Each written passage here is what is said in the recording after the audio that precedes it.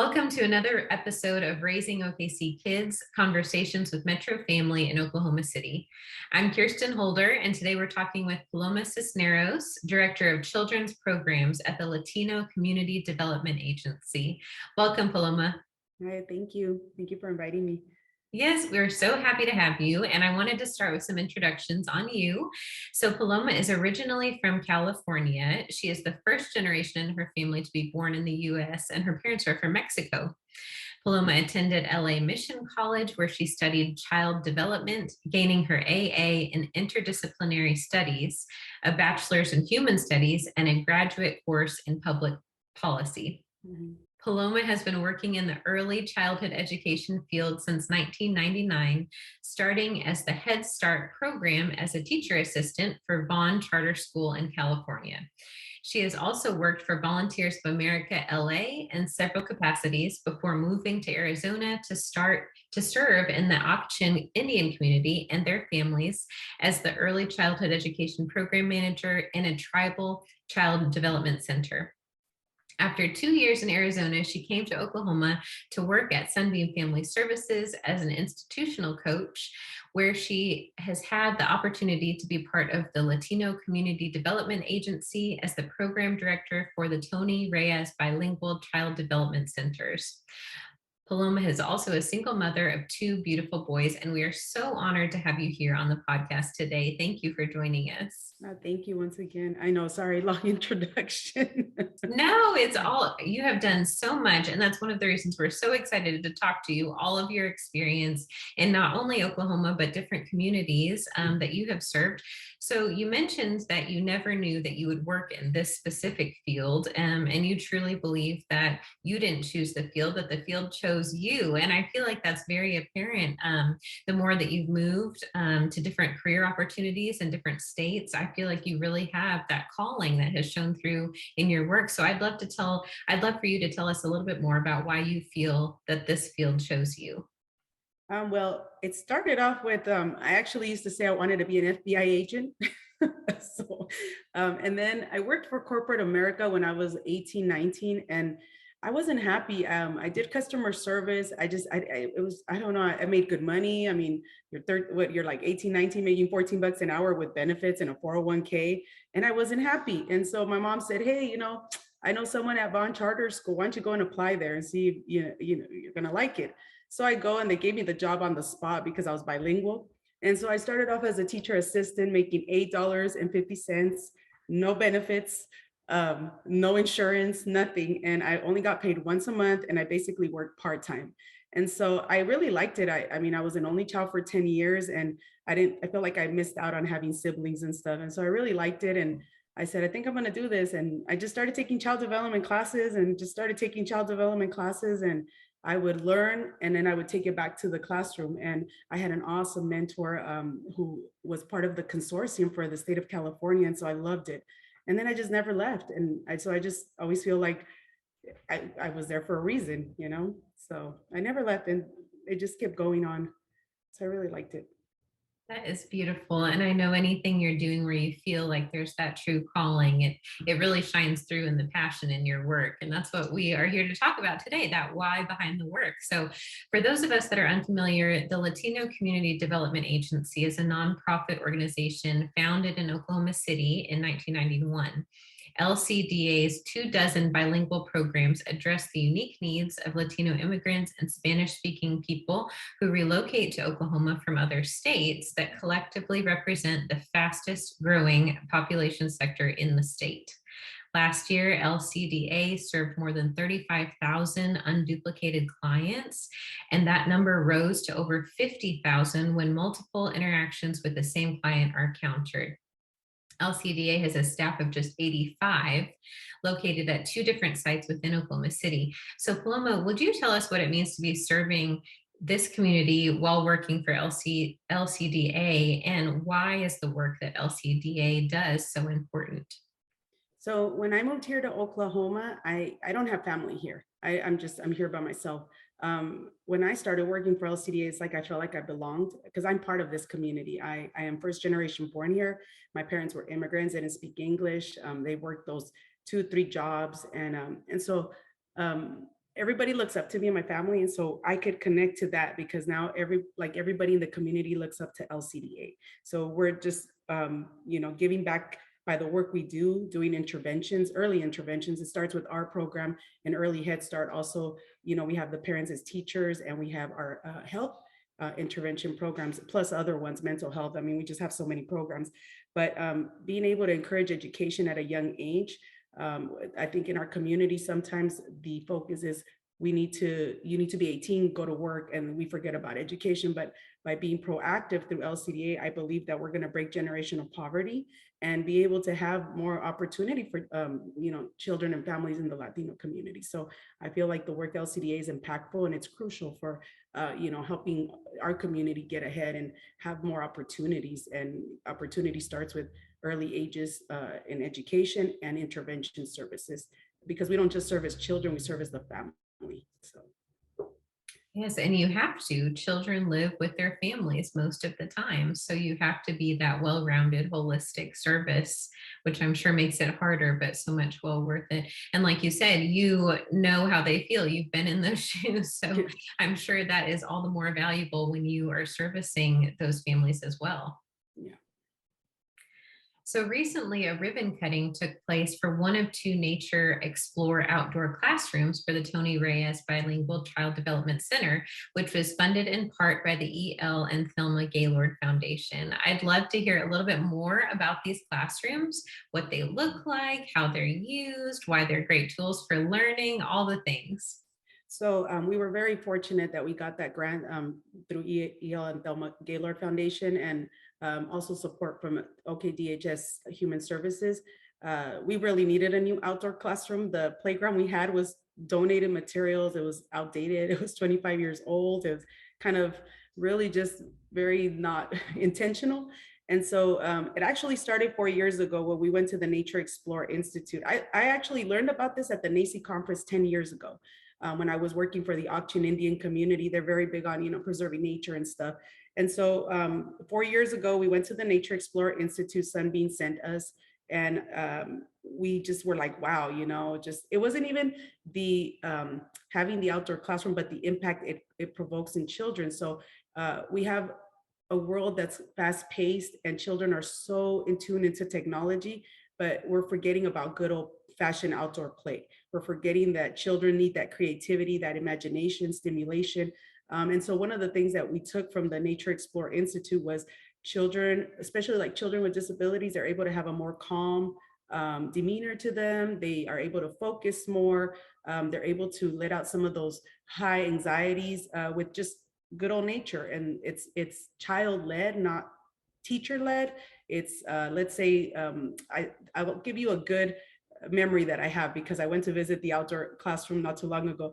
The children were like, there's a bird's nest in the tree. There's a bird nest. And I'm like, where? And so they're showing us, they're like, what? And then so we're asking the questions like, what do you think it's doing? I think it's hatching eggs.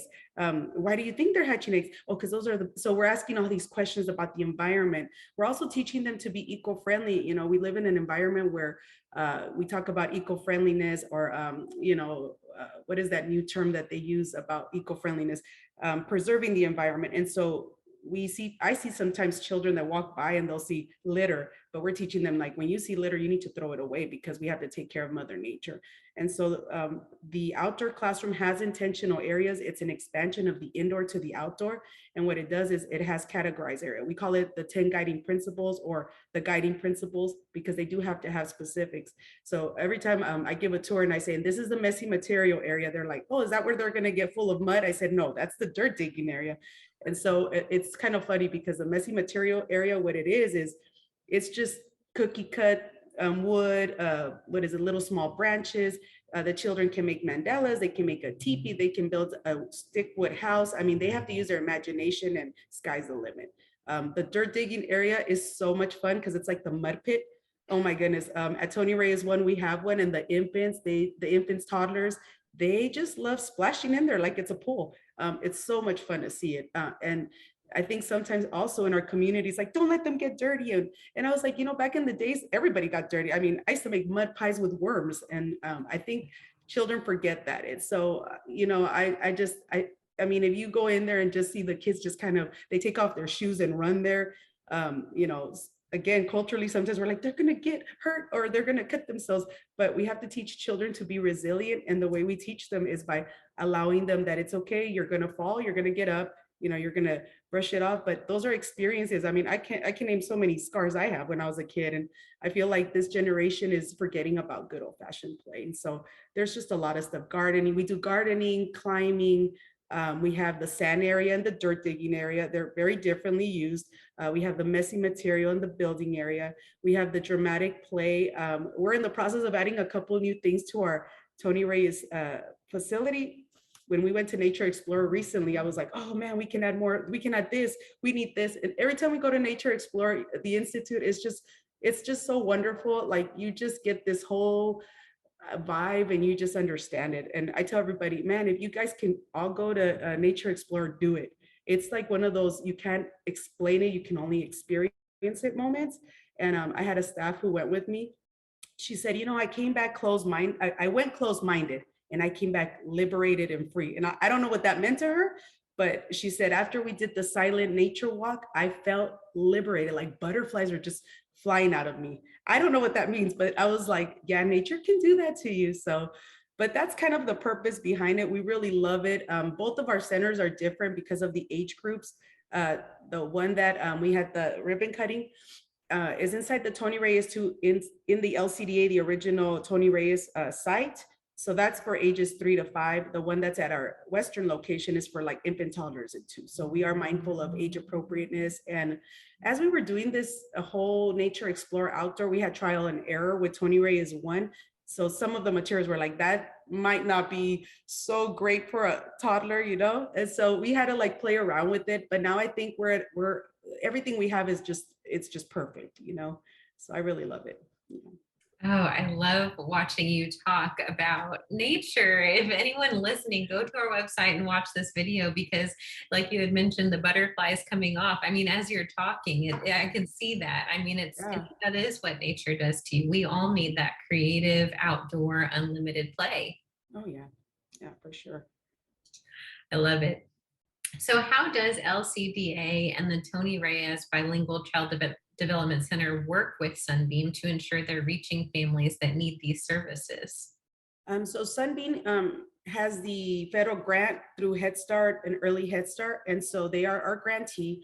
And the way our partnership works is we collaborate as far as like outreach and we call it uh, recruitment. And so when we go out to fairs or whatnot, we'll take information. We don't do the selection criteria that goes through the federal government guidelines. And we try to service the family that is the highest of need. Children with special needs, family that may be homeless or below the poverty federal guidelines. And so we try to service the family that needs the most. I love this partnership because it's through a referral as well, like LCDA will refer. We work as a team. And, you know, I mentioned that we service the whole family. So one of the things that Sunbeam provides is the comprehensive services. And we also provide them at LCDA. So we work in partnership. A lot of it, you know, we have a lot of bilingual families or monolingual families who only speak Spanish. And so we want to connect those services, but we do service the whole family, because when we see the whole child is it's the whole family unit with the child in the middle, you know? And so we're very big on that. We do a lot of parenting classes, and, you know, we provide, like I said, referral services, whether it goes to Sunbeam, LCDA, or the community. We do have a big waiting list right now. We're just very sought out because of the bilingual aspect. It's very important in our community, language preservation. When I used to work for Auction Indian community, I used to think it was just a Native American language being lost. And, you know, now I come here and we're in a bilingual center and I realize even just the bilingual, the Spanish and English sometimes is being lost. And so that's where we get a lot of sought out.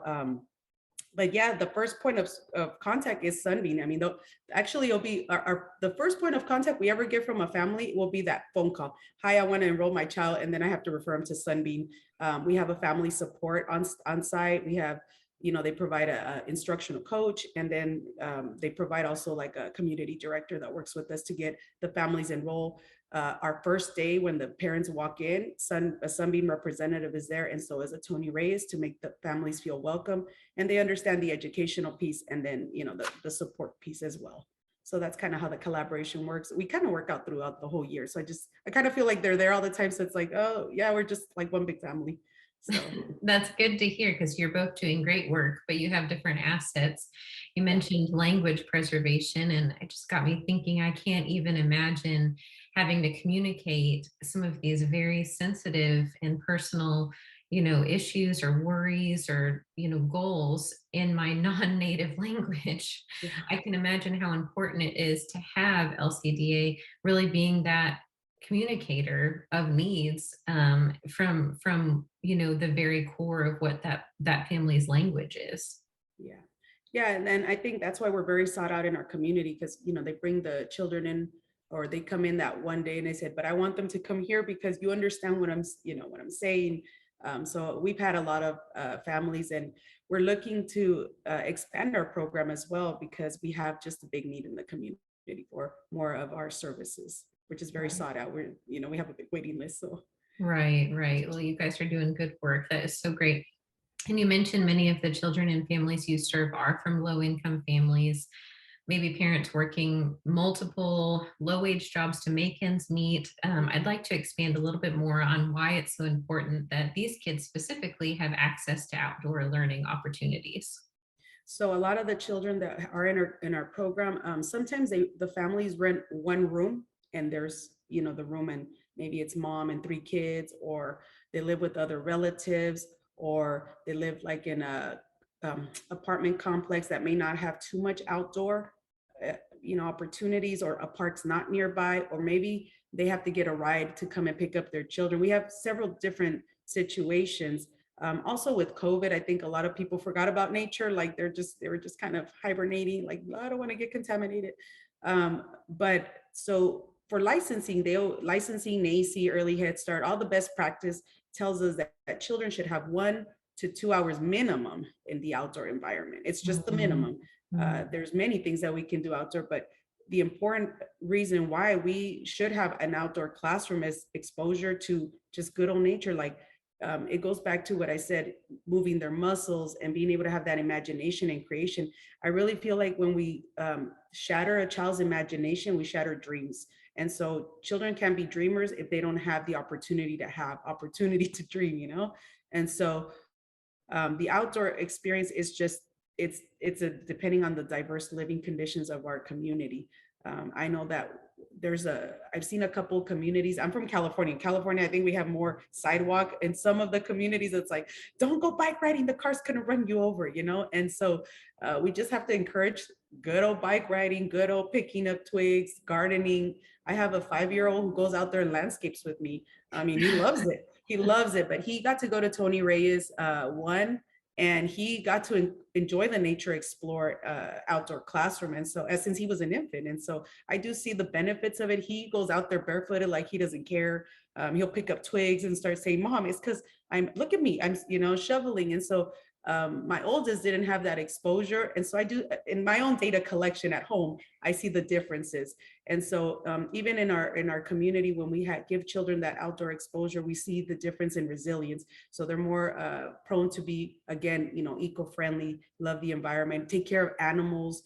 Instead of, I learned this at the Nature Explorer Institute, which I told the teachers, I know we're usually like, there's a bee, it's gonna bite us, and we run. And so they were telling us that, no, we gotta teach them that bees are good for the environment and how to help them fly into their hive. And I'm like, I don't know that I want them flying in their hive and landing on me, but there's just those little things. And we teach them concepts. They're not just learning to go out there and run around.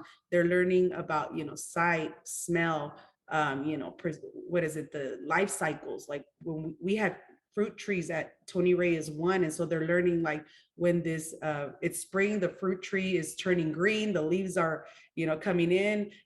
Let's count how much time it's going to take to get that first apple. And then when they're there, teacher, I want my apple. We've had them pick up the peaches, wash them, and eat them, and just enjoy Mhm. them. And so that's what we're trying to teach the kids, to take care of, and just use what we have, and but enjoy it. And it doesn't cost anything to be in the outdoors, which I love. I mean, we talk about I don't have money for toys. I don't have money to go to Frontier City. You don't need money. You can just go to the park and let your child just lead the play. We can pick up acorns and imagine something with the acorns. You can pick up twigs and create something with those twigs. So there's just so many. I feel like it's sky's the limit. I mean, I just we went to Nature Explorer, and like I said, it just woof, every time I go over there, it blew my mind. Even my teenager who didn't want to go out there and play, I let him. I said, okay, well, we're going to the actual outdoor classroom here in Nebraska City. And then he was like, oh, mom, it's really, and so he got there, and the first thing he did was go into the messy material area. He goes, that is so cool. Is that a teepee? I said, I don't know what that is. And then, so then he grabbed a stick and he's like, mom, this is how Darth Vader, would use his lifesaver. So he's using his imagination out there. I didn't say anything. I just kind of let him go with it. And then they had some really cool stuff where he was like, mom, this makes me feel like I'm inside a Fortnite video game, but this is like the live version. And so I just kind of went with it. I let them just climb and, role play and whatever. And so it's the same concept. We're going to be doing something similar that we did at Tony Reyes 2, where the ribbon cutting, but we're going to do Tony Reyes 1 with the families. We've been trying to plan that for a couple of weeks now. And because we're supposed to show the families the outdoor classroom. We did that at Tony Reyes 2, but we haven't done it at Tony Reyes 1. And what we want to do is have them actually experience the play. And we forget to be kids when we become adults. And I think that's a very important aspect of being a parent, that sometimes we're like, oh, I'm too tired, that's kid stuff. But we also have to, connect ourselves with nature so that the children can enjoy just going out for a walk in the park, picking up stones, painting stones with water. I mean, we do this whole calendar for the parents to be able to do simple things like that are zero to no cost, Well, zero cost, no cost. Yeah, we are big on not having them spend money, but we want to do more. I've seen like Tinker Garden is like one of those outdoor that they do, but our families can't afford to do that. So we're going to try and teach those lessons for them without having to pay for it, but they can still do it. So I love that, because play and imagination are free. They really are, like you're mentioning. Go count acorns, go use your imagination, and we do need to do that more as adults. So maybe we can work on modeling that, and then our kids can kind of get the concept as well. I know. I always, what is it? I was thinking about that the other day. I'm like, man, we don't even do hopscotch anymore. I don't even know if they do that in the elementary schools. I said, I don't remember one single day where I didn't go outside and play. Like I played soccer, and I remember I got a thorn stuck in my foot one time and they had to take it out because I stepped on it. I would just, good old outdoor play and sweating. I mean, we wouldn't come in till, what is it? The lights came down. Yes. Now kids don't want to go out there because it's too hot and they want to be on their video games. But right. That's what we're trying to educate the parents at an early age so that children can continue this type of, environment and play, and advocate for, like when they go to the park and they see something that they're able to say, no, that we need to pick that up because we're hurting Mother Nature, or don't kill that animal. Let's call animal, or what is it, animal control or whatever, to help them get off the tree or whatever it is, So that kind of stuff, just being able to take care of plants and animals and just the environment. Even the snakes. I mean, I mean, I don't like snakes, but even that, they're saying that we're not supposed to kill them. We're supposed to like call animal control to help them, go back to their environment. So I was like, what? So, you're like, as long as I don't have to look or touch, we can do that. They were talking about that when we went to the institute. And I thought, oh my goodness, we're seeing it in the different perspective. We're seeing it like it's freaking us out, creeping us out, instead of like, no, they're part of nature and they're a reason why they're here. So right, it goes back to that. Yeah. Yes, the whole cycle. It's all related. Yeah. But this is wonderful. Like I said, I want the parents and families to do this at an early age. So and it's a good benefit, Absolutely. Yes. And I just feel like getting that fresh air and sunshine can change your mood, can change your outlook, both Free parents vitamin and D. kids. Yeah. Free vitamin D, Yes, exactly. Free vitamin D. Well, and as I understand it, both outdoor learning centers that you work with have accreditations from the Oklahoma State Department of Human Services and the National Association for the Education of Young Children. I'd like to know, you kind of mentioned where they're located, but if you could give us a little bit more of a description on where they're located, again, what ages they serve, and why those accreditations are important. So we have our Early Head Start program that's located on Southwestern and 59th, and that is Early Head Start. Serves birth to about when they turn 3. Once they turn 3, they do transition out of our program. The majority of them go to Tony Reyes 2, which is inside LCDA off of South Walker and 10th. Or they go to a Head Start program. It really depends on the families' proximity of the centers. So they'll choose whatever's closest to them. Why they're accredited, because accreditation requires us to have the highest of quality. It's a lot of centers are accredited, but not all of them are NACE accredited. NACE is very hard to get. I will tell you that it is very demanding, and that's okay because that just shows us that we're at the higher standard. DHS right now, the Department of Human Services, they're going through a new star system. We're currently in the process of submitting our 5 stars, which will be the highest ranking or criteria. We're very confident we're going to hopefully get this. But having those two it raises the bar. Now for early Head Start, it's infant, toddlers, and twos. And when they turn 3, we do the children that come at birth. They usually, I say birth is like 6 weeks, but we have gone kids that are like 4 weeks, 5 weeks. We will keep them until they're 3. And so they have that continuity of care with the same provider, unless the provider leaves us, but they're there with the same teacher for those 3 years. And then they go on to our, it's kind of like an immersion preschool program inside LCDA, and they'll stay with us 3 to 4. Some parents decide to leave when they're 4. They want to go to the public school. Some say, no, I think I'd like them to stay there and learn the Spanish, because we have a Spanish immersion program there. So they'll stay there 2 years, and then when they go to preschool or kinder. So it just really depends. It also depends on their age. So, because the public schools after September, they do the cutoff. But what does it mean to be accredited? And it just means that we hold ourselves to the highest standard. And we're actually certified through the Nature Explorer Institute. That's our outdoor classrooms had to be certified through them. It's not costly to get the certification. What's more tedious is the requirements, because this was new facility. So we had to submit the blueprint design. We had to get staff and parents trained in regards to what it is to have a Nature Explorer outdoor classroom. We did have to do that community event. And then after that, we had to make sure we at least fell into the minimum of the 10 guiding principle criteria that they require, with photos of each section labeled and whatnot. So all of that came into effect. It was a 1-year process that we had to do, because we were rebuilding the playground to outdoor classroom. So once that was done, we submitted everything, and I mean we got a response within a week, and so we were really happy that we got double certified. We're like, yay, finally, work paid off. And so everybody was really happy, because it's a big deal for us in the Latino community to be a Nature Explorer certified outdoor classrooms. I look at a lot of schools that are research based, and they have all this certifications and stuff, and our percentile of Latino schools that serve the Latino community are very minimal. And so for us to do it here in Oklahoma, it was a big honor to do it and represent our community.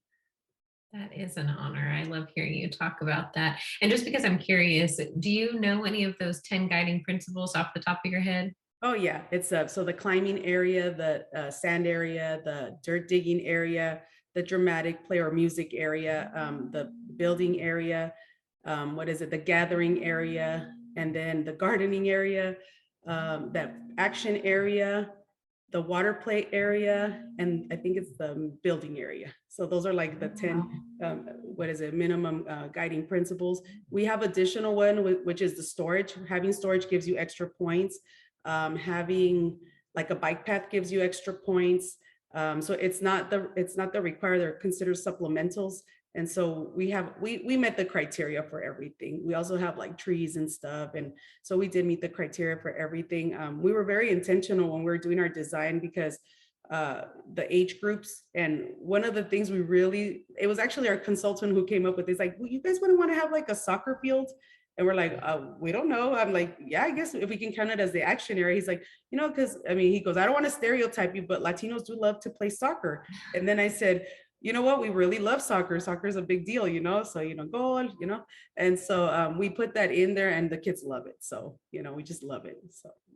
That is so fun. I love hearing about all this. I'm like, my wheels are turning on how I can do some of this in my own backyard. Oh, and, yeah. and that kind of leads me to my next question. I'd love some ideas or lessons that we can take from this model, from these 10 guiding principles, to encourage outdoor learning with our own kids in our own spaces. Could you give a few examples of how this can be done at home, or maybe a few ideas for outdoor learning in the fall and winter months as the weather starts getting colder as well?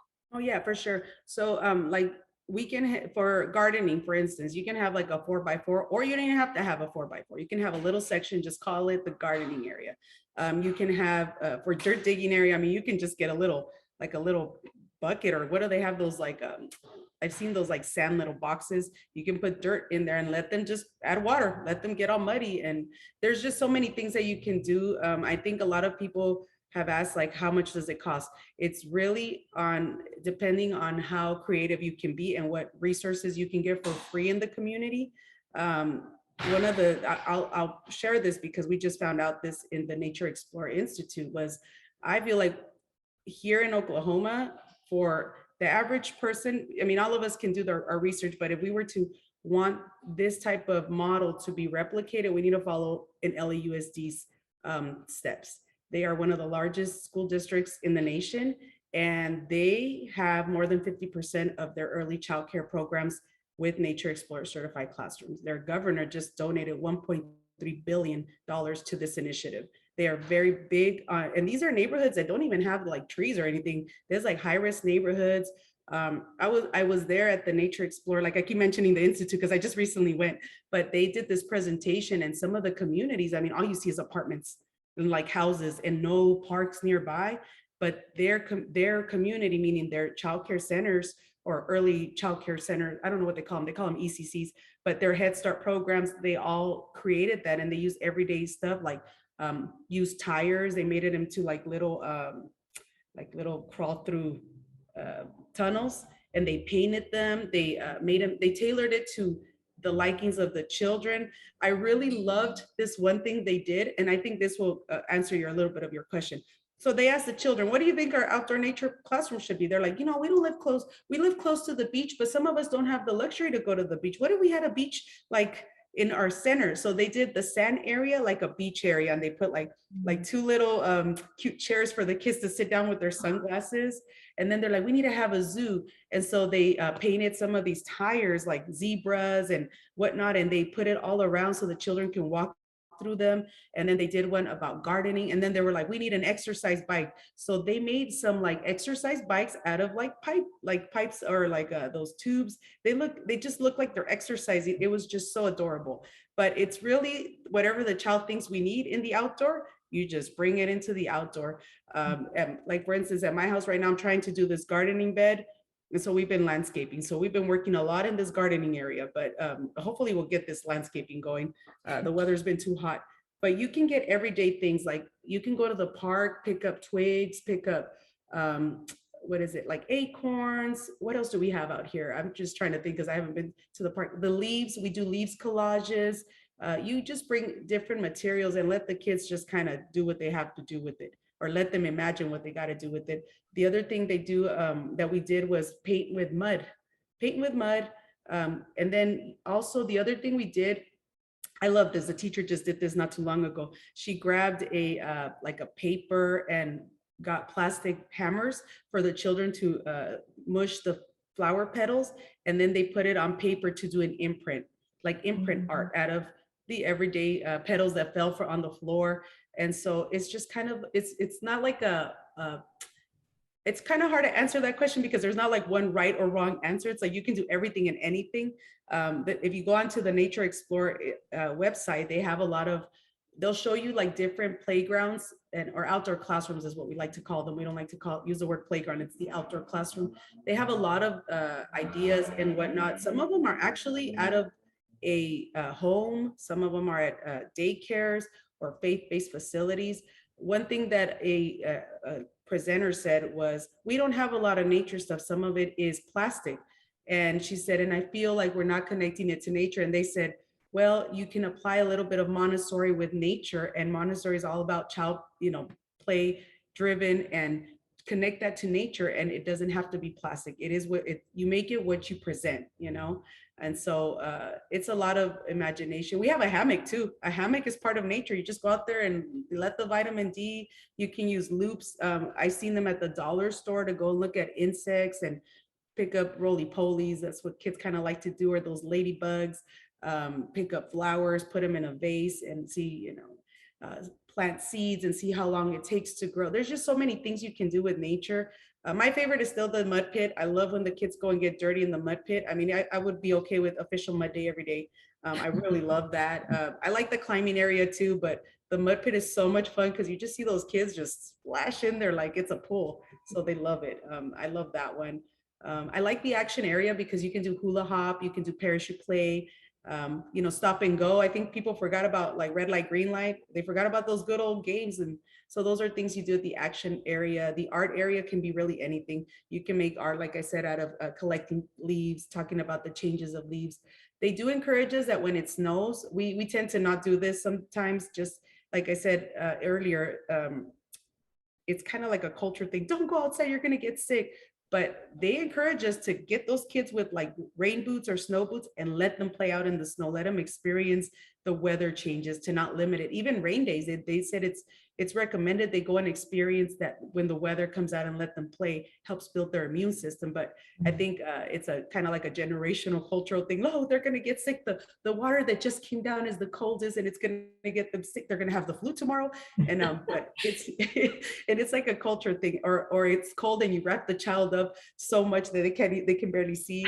And so I think it's just a culture thing. But what I think families don't realize is they have a better immune system if they're out there than if they're in here with the heater or the air condition. So let them just kind of have that. So those are things that we're excited if it snows this year. The kids have done what is it, ice cones. Yeah, they picked up the ice cream and the teacher has made it with the vanilla and all that, and they've tried ice cones before. So And good.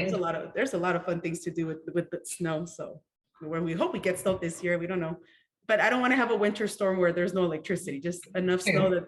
that the kids can scoop it up and play with them. So True. This last year was nice. We had light, fluffy snow. We'll hope for that yeah. again. Yeah.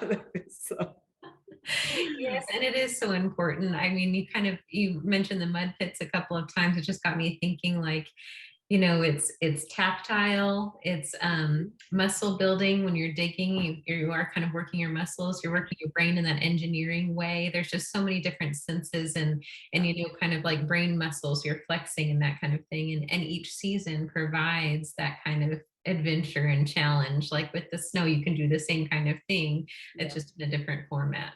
I feel like we do STEAM outside. We just don't call it STEAM in the Nature Explorer, but they do a lot of that math, cognitive, the art, the science, Mhm. even technology. I mean, it's not like technology like my phone, but it's technology like I have a shovel. Somebody had to create it. It's a technology. True. So yeah, we do a lot of that, measurements and whatnot. So yeah, I think I don't think about it as much because I'm just like, we do this every day. I mean, we're doing best practice. We're following all the objectives that we're required to, the math, the science, the language. But I never think about the STEAM until right now that you brought that. I was like, oh yeah, we do a lot of that. We do building and then problem solving, and what happens if we add this? What happens if we take this away? What do you think you'll feel like? So one thing that used to scare our parents was the infants putting mud in their mouth. They're like, no, because they're gonna get poisoned. And then when we went to the institute, they're like, it's mud. It's okay. They're gonna probably spit it out. So, Yeah, true. They might not do it again too after the yeah. Facebook ones. Yeah. So I'm like, so that's pretty cool. And the infants, I mean, once they start sitting up, they love taking off their shoes and just like you just see their feet go like this in the dirt. They're just like rubbing their feet and they're like, oh yes, I love this feeling. So That's I love awesome. I love seeing that. Every time I see them, I'm like, oh yeah, they're having that sensory moment where like, yes, my feet Yes. feel good. I'm like, if they were at the beach, they would probably put their feet in the sand too. Mhm. So yeah, they love that. Exactly. I love that. Yes, and there's so much learning at those early ages by feeling and Yeah. experiencing. So I just love that. I do have a book here too. It's from the Nature Explorer, but it's like if people would like some resources, this is called Learning with Nature book, and it just gives you a little bit of the introduction to the guiding principles of it. Just kind of if anybody's like looking to like maybe have this in their home or at another facility, this will be like the first steps. You read through it and you say, okay, how can I replicate? And then you got to go Google and Pinterest and okay, who has what? What can I afford to put? What can I justify to make it count? But I don't have to spend a lot. So Yes. yeah. That's great. And where can we get that book, did you say? It's at the Nature Explore website. So it's like Okay, Nature Explore, I'm not perfect. marketing for them, but I'm just letting you Yes, guys know that that's it's good a resources. resource. Yeah, it's a good resource. And it has like the intro, because I know a lot of people always ask like, what specifically what do I need to have for certification? It's very simple. Honestly, it's just getting for us, it was more, we had to knock down our entire playground and turn it into an outdoor classroom, because there was a lot of old, it was really old and falling apart. So but our experience isn't going to be everybody's experience. At Tony Ray's one, we didn't have that problem. We just needed to figure out what fits this age category. So it just took us a little longer because funding, and we just needed to make sure, okay, we're gonna do it, we got to do it right. And so that was the only reason why it took us a little longer. But other than that, it's really not that hard. It's just, you just have to meet the criteria. A lot of people, I think there's somebody in Oklahoma that has it certified in their house as well. So, it's an awesome thing to do. So it's probably a Very. fun project too. Yes, yeah. Building it, I think, was is a lot of fun too, and the planning and all of that. Yes. So I think I know the answer to this question, Paloma, but I'd love to just give you the opportunity to answer through all of the challenges that you and many of your families face, economically, from monetary perspective, just hours in the day and having to get everything done. What gives you and your families hope every day to continue on this mission of outdoor learning? Well, for me, it's like knowing that we taught something small and they took it with them forever. It's just one of those things where, they still come back and they say, can I still play in your outdoor classroom? Or they come and visit us. We have a couple kids that we got them when they were birthed, like, babies. They're 5, 6 months old. Now they're 5, 6 years old, and they come and visit us still, like, hey, Miss Paloma, I'm here to visit, my school. That's still their school, and we're their first education experience. So I think it stays with them forever. Mm. I always say parents are the first teachers, but we are their first like real life educators, I guess. And in our community, a lot of people don't know this, but teachers play a high role. I lived in Mexico for 3 years, and I remember that my grandmother made the teachers were like if they were the president of the United States. They play the biggest role in. I mean, my grandma even would have a feast and stuff. And so I think that's how sometimes the parents and children see us, like we are that important person, because we're shaping their minds at an early age. We're introducing them to things that maybe they won't be introduced to later on. So I mean, anything we introduce them to now, whether it's the Nature Explore, whether it's the bilingual aspect, they won't forget that. They don't forget us. I know they don't forget us, because we still have them coming back and visiting us. So, and it gives me hope, because I'm really proud of like knowing that we just changed people's lives with some small gesture, one interaction, or just, giving them the time, to be in our program. So I really, that's one of the amazing things about this field. There used to be a motto at my old company that I worked years ago. They used to say, why do you work where you work? You don't even get paid well. And I said, because I can't imagine not doing the work. I just can't imagine not doing this work. It doesn't, it's not it's never about how much our reward comes with changing lives. That's where our reward comes, you know? Oh, Yeah. that is so beautiful. You are so inspiring. All my creativity is like blooming right now, and your passion is shining through in this podcast. And Oh it's my just God. such a pleasure getting to I know get you. emotional too. I'm like, oh, let me try not to cry. Me I do get emotional. too. Yeah, It's contagious. I always look back. I started in this field really young, like 19, and now I have students that are in college. They graduate, and they'll look me up on Facebook. Hey, Miss, they used to call me Miss Cisneros. Miss Cisneros, are you still in this field? So I'm like, man, I feel old now, but proud. I've had a couple of them have been gifted, and just really proud. Like I'm just like, man, I changed somebody's life, and I think that's what I look for. I love the fact that our parents are our biggest advocates and supporters. Like everybody that comes through our program, that's how people learn about us. Like, hey, my so and so friend sent me over here because you guys are amazing, and so. But yeah, but seeing those little ones still come back and knock on our door is the best. And that they don't forget whatever it is we did. Oh, remember when we were outside? I'm like, man, we went outside so many times. I don't remember, but yeah, I remember. So. They'll never forget how you made them feel. Yeah, for sure. Yeah. And we have an amazing team. I mean, our teachers are amazing. They all wear their heart on their sleeve. They are amazing nurturers. And before we get off this podcast, I do have to give them kudos because without them, we wouldn't have a program. And the biggest thing that Tony Reyes, bilingual child development stands out, not only the bilingual aspect, but the interactions that teachers have with the children. That's what we stand out for. So it's beautiful, Paloma. All of this has just been beautiful. I so appreciate the work that you do, the passion that you have for it, you listening to your calling over the money in that very early, young life. That's a big decision to make. And it clearly is the one that was fitting and so needed for our community. We're so thankful for you and the team and all the work you all do. So it's been such a pleasure getting to know you, learning more about LCDA. And for those of us listening, you can learn more on their website, lcdaok.com. Thank you again so much. Thank you for inviting us. You have a great day. You too. And you join us next time on Raising OKC Kids.